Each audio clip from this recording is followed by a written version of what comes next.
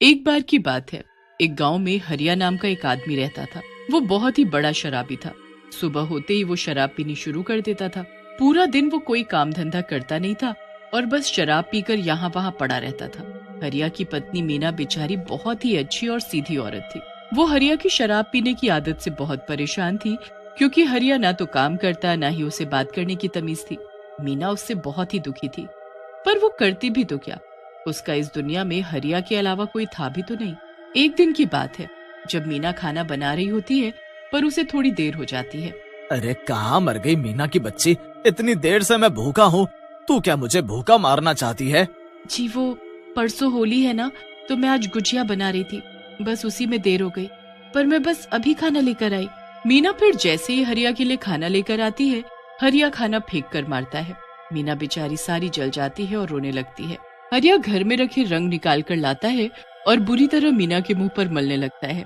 मीना बेचारी बहुत चिल्लाती है, मुझे छोड़ दो, नहीं नहीं नहीं खेलूंगी अब, मुझे छोड़ दो, मुझे छोड़ दो। हरिया मीना की एक नहीं सुनता।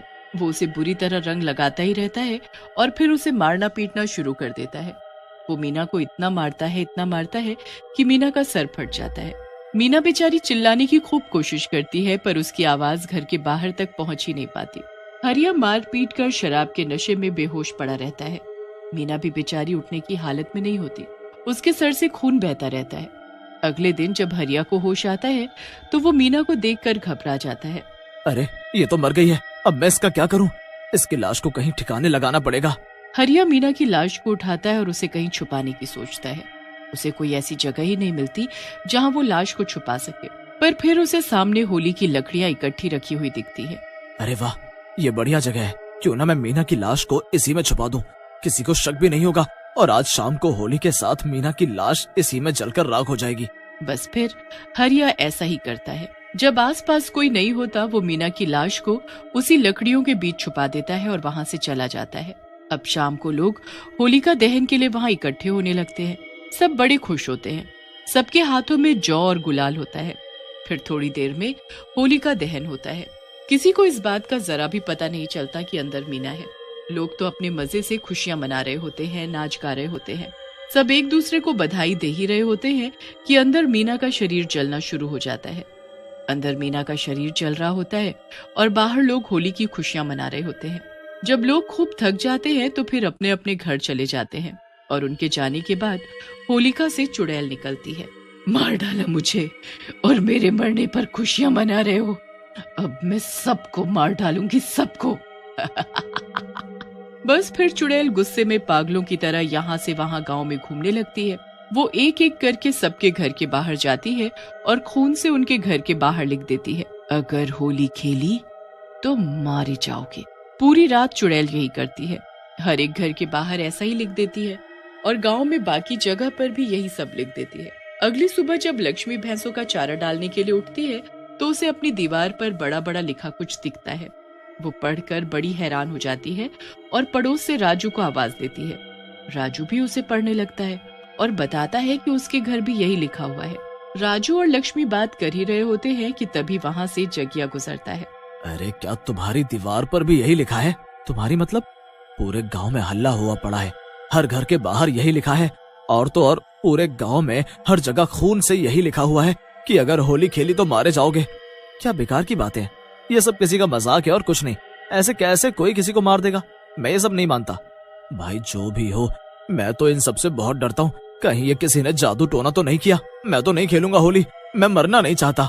जगिया तो वहाँ से चला जाता है और राजू इस बात पर यकीन ही नहीं करता। गांव में हड़कंप मचा हुआ होता है। कुछ लोग इस बात को गंभीरता से लेते हैं तो कुछ मजाक उड़ाते हैं। जो लोग इस बात का मजाक उड़ा रहे होते हैं, चुड़ैल वहीं खड़ी उन्हें गुस्से से देख रही होती है। अच्छा, तुमको ये मजाक लग रहा है? ऐसा है तो होली खेल कर दिखाओ। जिसने आज होली खेली वो मारा जाएगा, उसके घर होगी फिर खून की होली। सबसे पहले राजू होली खेलनी शुरू करता है। उसने खूब दारू पी रखी होती है और वो अपने घर के आंगन में खूब चिल्ला चिल्ला कर अकेले ही होली खेलने लगता है। होली है भाई, होली है, पुराना मानो होली है। मैं तो खूब होली खेलूंगा भैया, जैसे अगर मुझे मारना हो तो मार कर दिखा दे। अच्छा, इसकी इतनी हिम्मत की होली खेलेगा? दारू पीकर पागलों की तरह होली खेल रहा है। इसको तो मैं अभी बताती हूँ, इसके साथ तो अब मैं होली खेलूंगी। राजू रंग उड़ा उड़ा कर होली खेल ही रहा होता है कि अचानक उसके सामने चुड़ैल आ खड़ी होती है। चुड़ैल के दोनों हाथों में रंग होता है। राजू चुड़ैल को देख उसे घूरने लगता है। चुड़ैल उसके मुंह पर बुरी तरह रंग रगड़ने लगती है। राजू अपने आप को छुड़ाने की कोशिश करता है, पर चुड़ैल उसे रगड़ना नहीं छोड़ती। मैंने बोला था ना, जो होली खेलेगा मारा जाएगा। फिर तेरी हिम्मत कैसे हुई आज होली खेलने की? अब तो तुझे इसकी सजा भुगतनी ही पड़ेगी। अब तू नहीं बच पाएगा। चुड़ैल खूब खुश होती है और राजू को इतना रगड़ रगड़ कर रंग लगाती है कि यह सांस ही नहीं ले पाता और मर जाता है। उसके बाद चुड़ैल खुश होकर वहाँ से चली जाती है और जो जो उसे होली खेलता देखता है वो उसको तब तक रंग लगाती है जब तक वो मर ना जाए। पूरे गांव में चुड़ैल जाने ऐसे कितने लोगों को मार डालती है।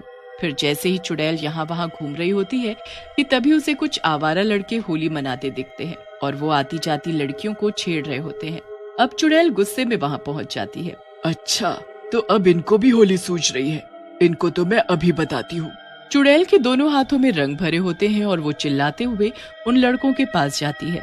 मैंने बोला था ना होली मत खेलो वरना मारे जाओगे। ये जरूर इस चुड़ैल का काम था। हाँ, वो मैंने ही लिखा था, पर तुम लोगों ने मेरी बातों को मजाक में लिया। अब तुम सब के सब मारे जाओगे।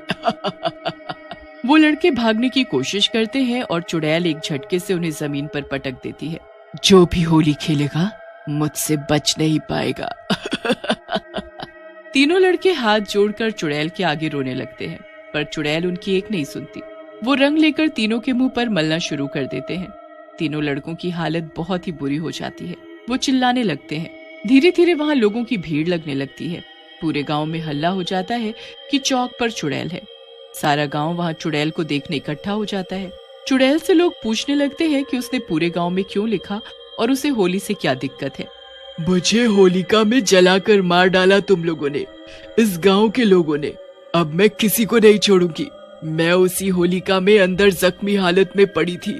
मैं इतना चिल्लाई पर तुम लोगों ने मेरी नहीं सुनी, मुझे जला दिया। हमें जरा भी अंदाजा नहीं था कि अंदर होलिका में कोई है, वरना हम ऐसा क्यों करते। पर तुम्हें उसमें डाला किसने? चुड़ैल ने फिर पूरी कहानी बताई कि कैसे उसके पति ने उसे मारा पीटा और मरा हुआ समझकर होलिका में छुपा दिया। उसके बाद वो गांव छोड़कर भाग गया। उसने सोचा मैं मर गई हूँ, पर मैं मरी नहीं थी। मुझ में सांसें चल रही थी, मैं जिंदा थी। मुझे तो तुम लोगों ने मार डाला। अब मैं तुमको कभी होली नहीं खेलने दूंगी, सबको मार डालूंगी। सच में तुम्हारे साथ बहुत बुरा हुआ है। हमें इस बात का बहुत दुख है।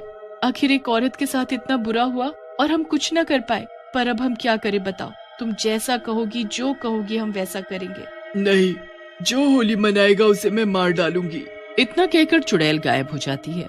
अब लोग परेशान हो जाते हैं कि क्या वो कभी होली नहीं खेल पाएंगे। पर फिर एक पंडित उनको उपाय बताता है। इस औरत की मौत इस होलिका में हमारे हाथों हुई है। अब इसको हमें ही मुक्ति दिलानी होगी। इस साल हमें होली नहीं खेलनी चाहिए क्योंकि हमारे गांव में हमारे हाथों एक मासूम औरत की जान गई है। हम खुशियां कैसे मना सकते हैं? पर अगले साल होलिका वाले दिन मैं इसका उपाय करूंगा, फिर सब ठीक हो जाएगा। बस फिर उस दिन कोई होली नहीं खेलता। पर अगले साल पंडित जी पहले उस चुड़ैल की आत्मा की शांति के लिए होलिका के पास बैठकर उसकी आत्मा शांति करते हैं, जहाँ पूरा गांव होता है। चुड़ैल की आत्मा फिर किसी को दुखी नहीं करती। हर साल लोग पहले जैसे होली मनाते हैं।